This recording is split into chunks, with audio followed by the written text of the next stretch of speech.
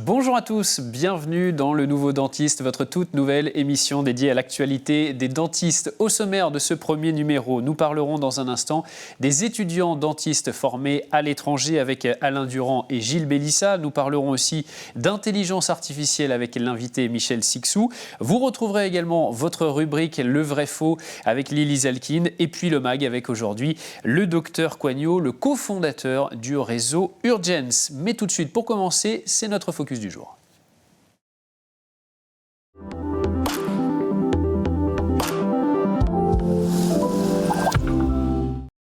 Et nous parlons aujourd'hui des étudiants dentistes formés à l'étranger. Chaque année, ils sont nombreux à partir à l'étranger avant de devenir dentistes. On va en parler avec nos invités. Alain Durand, bonjour. Merci d'être avec nous. Vous êtes président du Conseil national de l'Ordre des chirurgiens dentistes.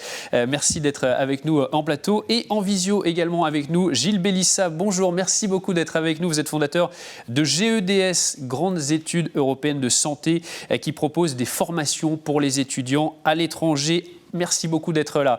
Avant de vous entendre tous les deux, d'abord ce point de situation sur la formation des étudiants dentistes en Europe. On regarde tout de suite ce sujet. Le chiffre est éloquent. Sur les près de 2900 nouveaux dentistes qui s'installent par an en France, 1450 ont été formés hors de l'Hexagone, 50%, une barre franchie il y a 2 ans environ. Faute de place suffisante en France, les étudiants partent étudier en Espagne, au Portugal ou en Roumanie. Et au-delà de cet exode émerge un énorme problème, la qualité très inégale de ces formations. Exemple, en France, des cursus s'appuient sur 5000 heures de théorie, là où il n'y en a parfois que 600 dans certaines facs européennes. Dans un rapport de 2021, l'Observatoire national de la démographie des professions de santé soulignait déjà la question de la qualité des formations et l'harmonisation nécessaire des formations cliniques. Un problème latent, d'autant que les projections tablent sur une augmentation des effectifs des chirurgiens dentistes en France. Actuellement, on en compte plus de 47 000 environ, un chiffre en nette augmentation depuis une quinzaine d'années. L'Ordre des chirurgiens dentistes travaille sur un contrôle systématique des personnes formées à l'étranger avant qu'elles exercent, afin de niveler le niveau par le haut. De son côté, le syndicat des chirurgiens dentistes déplore le manque de formation privée en France, mais souligne l'apparition dans l'Hexagone de nouvelles universités qui forment de futurs professionnels.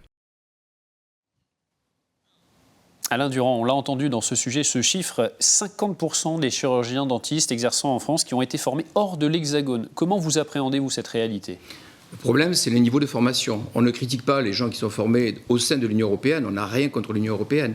Le seul problème, c'est la protection des patients. On a une mission de santé publique et le but pour nous, c'est de défendre les patients avec des praticiens qui aient des compétences nécessaires pour pouvoir exercer.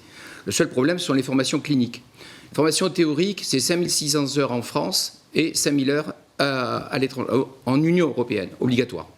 Le problème, ce sont les formations cliniques qui n'ont pas été nivelées et l'Europe, pour l'instant, ne veut toujours pas niveler. Donc on a ce problème de compétence et nous sommes censés, bien entendu, et on va l'appliquer, les garants de cette compétence pour protéger les patients. Mais pourquoi autant d'étudiants veulent aller à l'étranger, selon vous ? Mais il y a des questions de facilité, parce qu'il y a un concours, enfin il y a un système PASSLAS qui est un désastre au niveau de la formation des jeunes praticiens, qui les a dégoûtés pour la plupart, avec un numerus clausus qui était trop faible. Ça fait 20 ans qu'on réclame plus de praticiens à être formés en France, et actuellement, ça n'est pas le cas. Donc ça va être augmenté, là, certes, ça va être augmenté. Alors il faut savoir qu'au niveau européen, comme au niveau français, le cursus va augmenter. On va avoir un curseur beaucoup plus élevé, donc au lieu de former 2500, il va s'en former peut-être 3000 à 3005. C'est-à-dire que dans 5 ans maximum, il y aura trop de praticiens sur l'ensemble du territoire, ce qui va entraîner d'autres problèmes. Gilles Bélissa, vous proposez une solution avec GEDS. Vous placez des étudiants dans des universités reconnues à l'étranger. Est-ce que vous pouvez nous expliquer comment ça fonctionne, comment fonctionne votre modèle, nous dire comment se fait le recrutement ? En fait, le GEDS, ce n'est pas un organisme de placement d'étudiants. GEDS est un organisme que j'ai créé avec des professeurs d'université il y a maintenant 11 ans. Deux initiateurs de GEDS sont un professeur de l'université Paris 7 Garancière, le cofondateur d'une des universités avec lesquelles nous travaillons est un diplômé en médecine et en chirurgie dentaire de l'université de Lille 2 qui s'appelle le professeur Joachim Moreira, qui est le fondateur de l'université CSP de Porto. Et en fait, notre volonté est à peu près la même que celle qu'évoque le professeur Alain Durand. c'est-à-dire former des étudiants sélectionnés et proposant une formation de premier plan au niveau clinique. Et donc nous ne sommes pas un organisme de placement. Nous gérons pour le compte d'universités le recrutement de candidats internationaux pour les universités avec lesquelles nous travaillons. Combien d'étudiants sont admis chaque année dans vos universités ?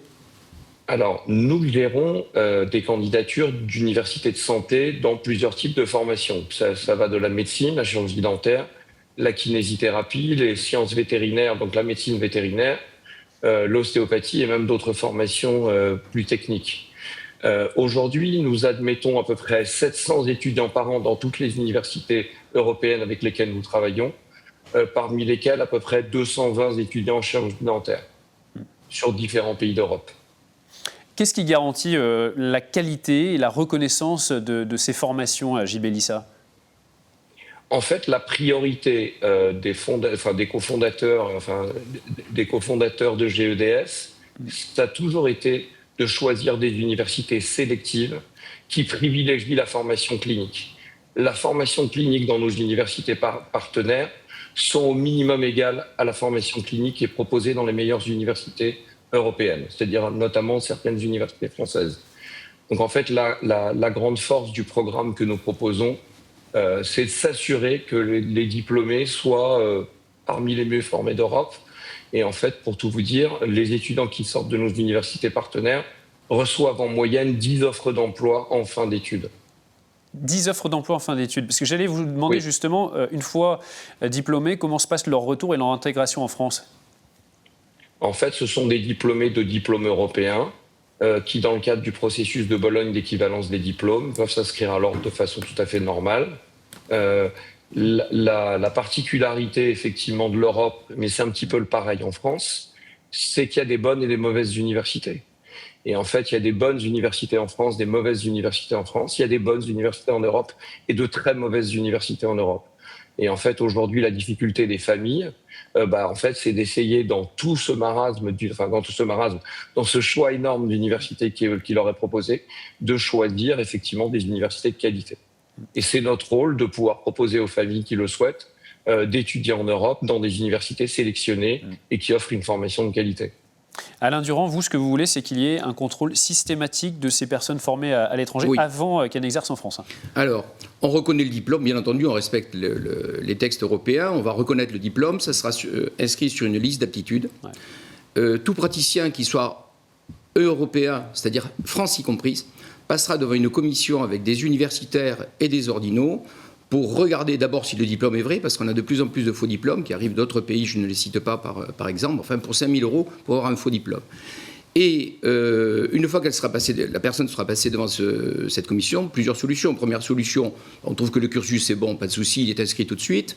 Si on trouve qu'il y a une insuffisance, je vous le résume, s'il y a une insuffisance, il passera devant des universitaires qui vont regarder les manques, qui vont combler les manques par des formations obligatoires, et dès que ces formations seront faites, ils seront inscrits automatiquement au Conseil de l'ordre où ils pourront exercer. On protège les patients en premier lieu et les praticiens d'eux-mêmes, parce que s'ils ont des trous, s'ils ont des trous dans la raquette, à ce moment-là, ils pourront aussi mutiler des patients sans le vouloir, et ce qui est regrettable tant pour eux que pour les patients surtout.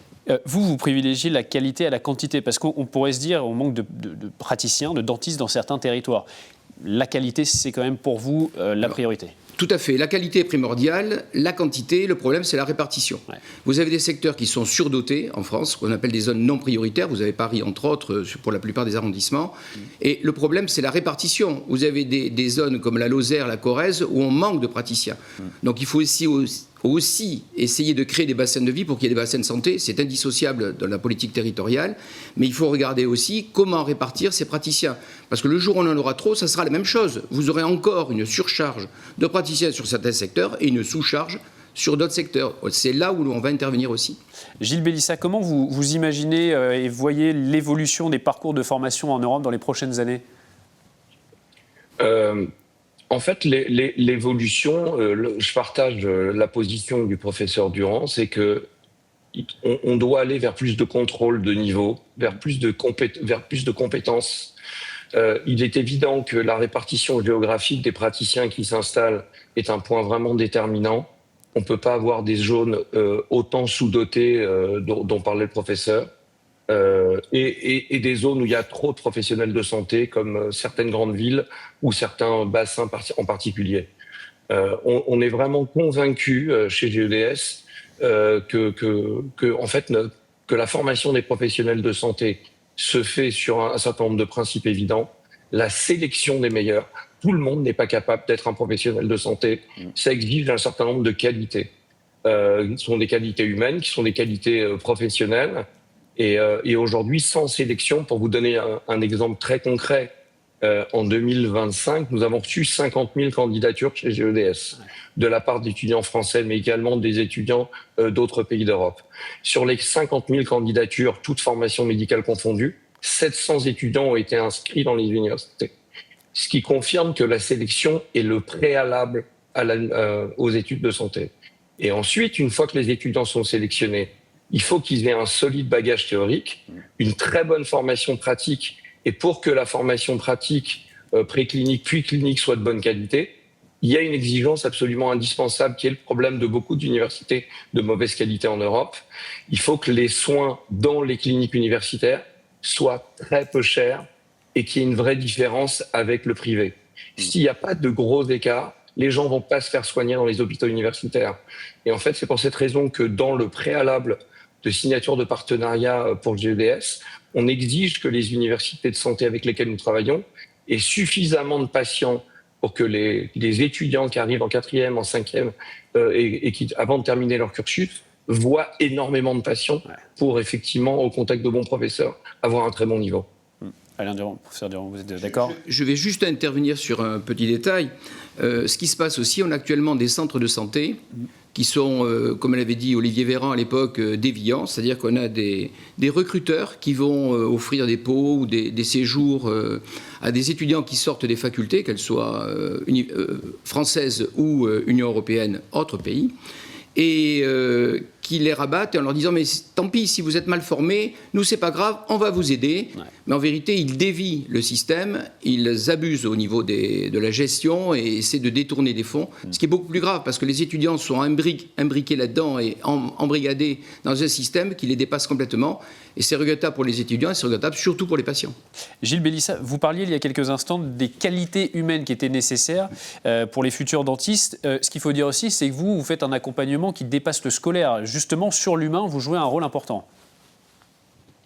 Excusez-moi, je n'ai pas bien entendu. Je disais que vous jouez un rôle important aussi dans l'accompagnement outre scolaire, l'accompagnement également sur l'humain. Et vous parliez de qualité humaine il y a quelques instants. C'est un point très important pour vous. En fait, les familles font appel à nous pour postuler. En fait, la particularité de GEDS, elle est relativement simple. C'est qu'on permet, au travers d'une candidature unique, de postuler dans plusieurs universités en même temps. C'est-à-dire qu'en fait, on est en quelque sorte le parcours européen pour les études de santé. Donc, comme on accompagne les familles qui postulent dans différentes universités de santé en même temps, quand l'étudiant y est admis dans l'université, en fait, l'étudiant, et c'est souvent pour ça d'ailleurs qu'ils partent à l'étranger. Si effectivement, il y a 10 ans, ils partaient par souhait d'aller vers un système qui soit peut-être un peu plus clément dans le mode de sélection, c'est plus du tout le cas aujourd'hui. Aujourd'hui, la majorité de nos candidats veulent étudier à l'étranger. Pourquoi ? Mais parce qu'en fait, il y a 30 ans, enfin moi, quand j'étais un étudiant, les étudiants en école de commerce ou en école d'ingénieur voulaient étudier à l'étranger parce que ça faisait partie du parcours. Aujourd'hui, dans les études de santé, on retrouve le même système. Les étudiants veulent s'émanciper, ils veulent des formations différenciantes et qui ne soient pas sur un système unique, centralisé, public. Ils veulent pouvoir choisir entre un système public ou privé. Ils veulent pouvoir s'émanciper de leur famille. Et effectivement, quand un étudiant part loin de sa famille, il a besoin d'accompagnement. Et nos équipes, justement, restent un lien durant tout le parcours avec nos étudiants. Et c'est justement ça qui est précieux pour les familles, c'est que les étudiants ne soient pas lâchés, entre guillemets, seuls, loin de leur famille. Merci beaucoup Gilles Bellissa, merci d'avoir été avec nous, merci beaucoup Alain Durand. Merci messieurs pour votre participation pour cette première émission du Nouveau Dentiste. On va tout de suite parler d'intelligence artificielle, c'est un sujet aussi très important avec notre invité Michel Sixou.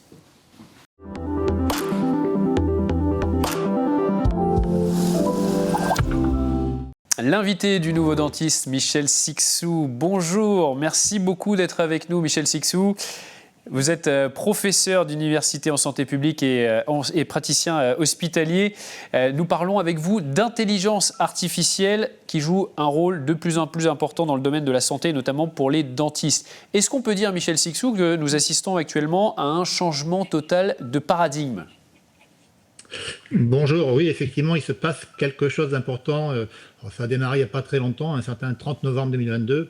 La découverte par la population mondiale d'un produit qu'on appelle ChatGPT, maintenant connu.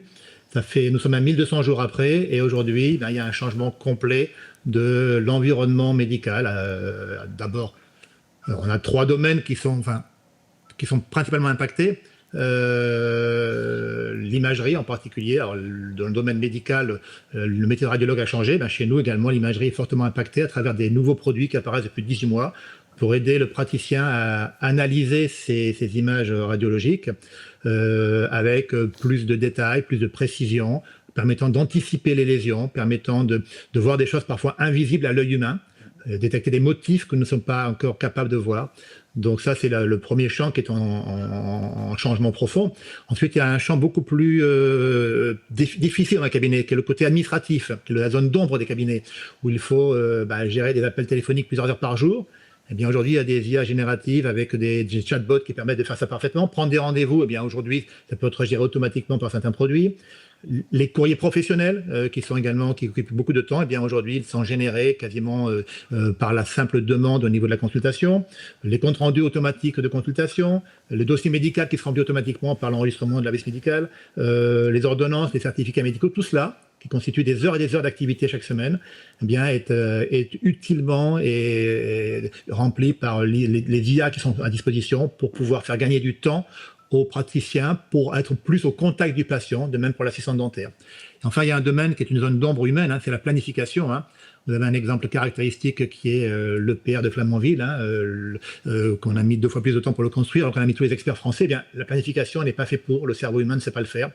Et dans le domaine dentaire, eh bien, il y a la prothèse, l'implantologie, l'orthodontie qui nécessitent beaucoup de planification, puisque ce sont des traitements dans le temps. Eh bien là, l'IA apporte un service important en aidant à mieux planifier les étapes, à mieux coordonner les étapes.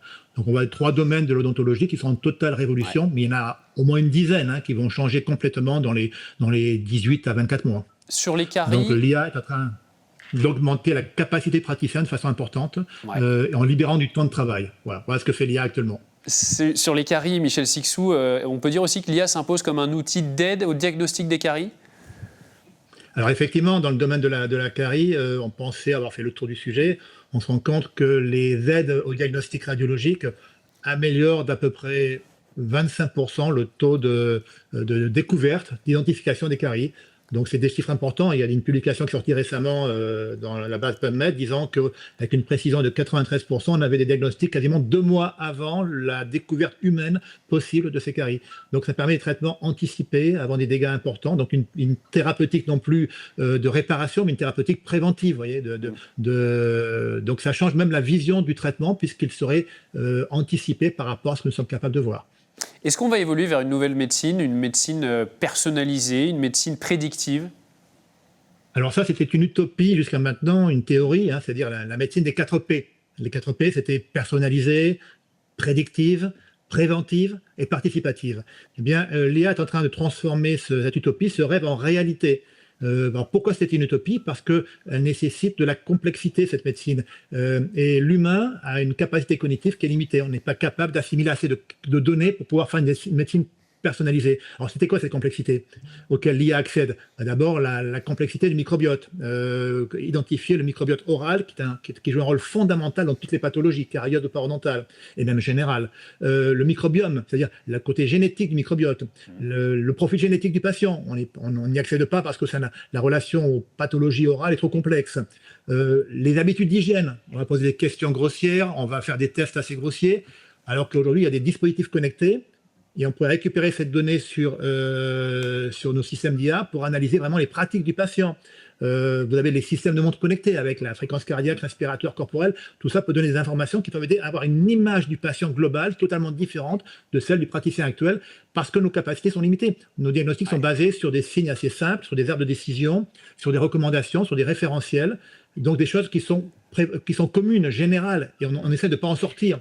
Et là, c'est tout l'opposé. On pourrait avoir enfin une approche personnalisée du patient permettant de sortir de ces traitements de référence pour aller vers quelque chose de identifié pour le patient en fonction de son contexte personnel.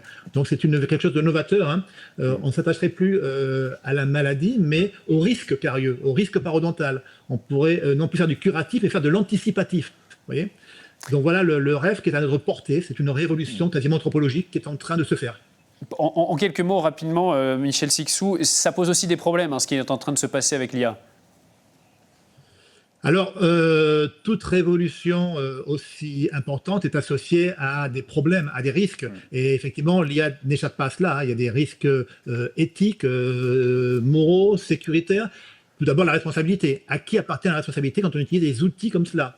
Alors, aujourd'hui, les choses sont très claires. Il n'y a pas d'ambiguïté. Seul est responsable le praticien de ses diagnostics et de ses actes. Mais je suis bien persuadé que dans 2 ans, il va falloir peut-être avoir l'accord d'une IA pour poser un diagnostic ou rédiger une ordonnance. C'est quelque chose qui ne me surprendrait pas. Vers quoi allons-nous ? Je ne sais pas. Ça va très vite.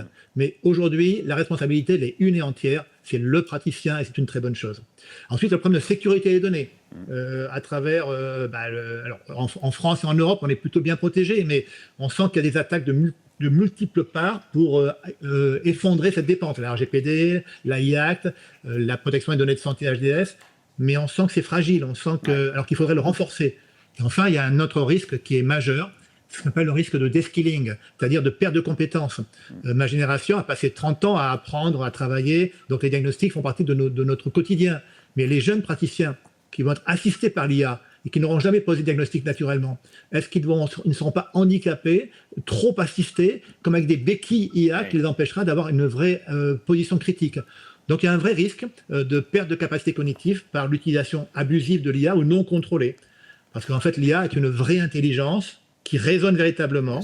Et vous avez même récemment le patron d'Anthropique qui a parlé de protoconscience par les propriétés émergentes. Donc il se passe des choses qui sont au-delà d'une technologie. On est sur de l'intelligence que l'homme a produit et qui évolue de façon exponentielle. Merci Donc beaucoup. nos métiers vont changer à très grande vitesse. Et il y a une vague qui arrive, on la sent venir là. Je pense qu'il faut la prendre, il faut l'intégrer, il faut la comprendre. Merci Michel Sixou, merci beaucoup d'avoir été avec nous dans notre première émission du Nouveau Dentiste. Tout de suite, c'est notre rubrique Vrai-Faux avec Lily Zalkin.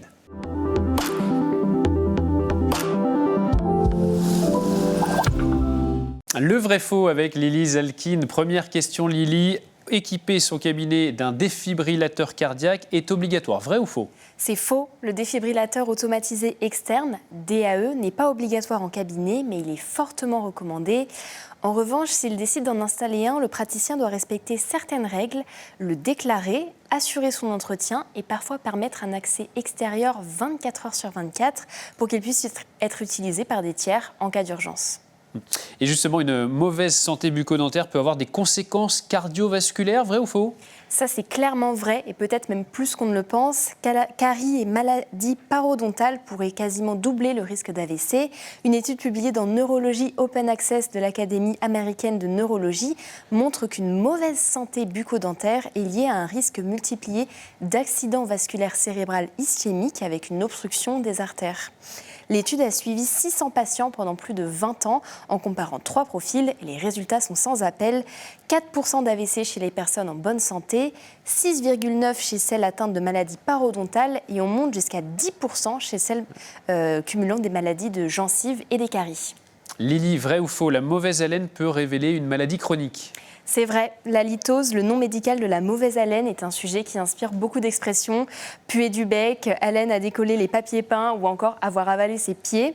La plupart du temps, c'est lié à une mauvaise hygiène dentaire, la plaque s'accumule et les bactéries se développent. Certains aliments comme l'ail, l'oignon, l'alcool ou encore les régimes hyperprotéinés peuvent aussi accentuer le phénomène. Et une bouche sèche par manque d'hydratation favorise également les bactéries. Mais dans certains cas, elle peut être le signe d'une pathologie sous-jacente, infection ORL, pulmonaire ou digestive, mais aussi maladie rénale ou encore du diabète. Dans ces situations, un avis médical ou dentaire est évidemment nécessaire. Merci beaucoup Lily pour ce vrai faux du nouveau dentiste. Et on en vient à présent à notre mag.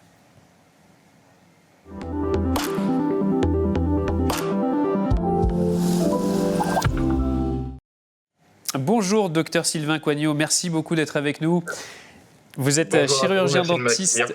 Avec plaisir, vous êtes chirurgien dentiste dans la Vienne et cofondateur du réseau Urgence. C'est une structure qui est dédiée à la prise en charge des urgences dentaires. Vous avez lancé le réseau Urgence en janvier 2025. Comment vous est venue cette idée ? C'est une idée qui m'est venue depuis mes études déjà.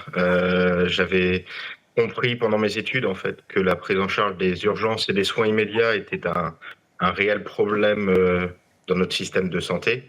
Et dans la deuxième partie de ma carrière, j'ai décidé en fait de créer ce réseau pour permettre l'accessibilité aux soins immédiats et urgences aux patients qui en avaient besoin, et faciliter aussi l'installation des jeunes chirurgiens dentistes, puisque notre cible en fait est de permettre aux jeunes chirurgiens dentistes de pouvoir s'installer et de faciliter leur installation et de faciliter l'accessibilité aux soins pour les patients.